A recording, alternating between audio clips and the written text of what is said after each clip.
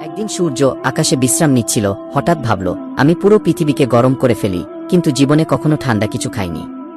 আজ আমি আইসক্রিম খাবো। তাই সূর্য ধীরে ধীরে নেমে এলো এক পার্কে। সূর্যকে দেখে মানুষ দৌড়াতে শুরু করলো, কেউ ঘামছে, কেউ ভয়ে চিৎকার করছে। সূর্য বলল, আরে বন্ধুরা, ভয় পেও না। আমি শুধু একটা আইসক্রিম খেতে চাই।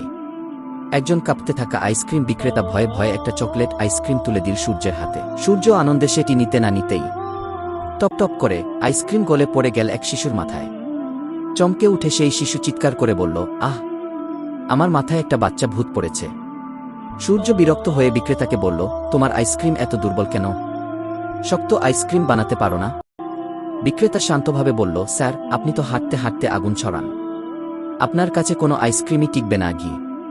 সূর্য হতাশ হয়ে দীর্ঘ নিঃশ্বাস ফেলে বলল, ঠিক আছে, আমি আর আইসক্রিম খাবো না। অন্তত মনের দিক থেকে ঠান্ডা থাকার চেষ্টা করব।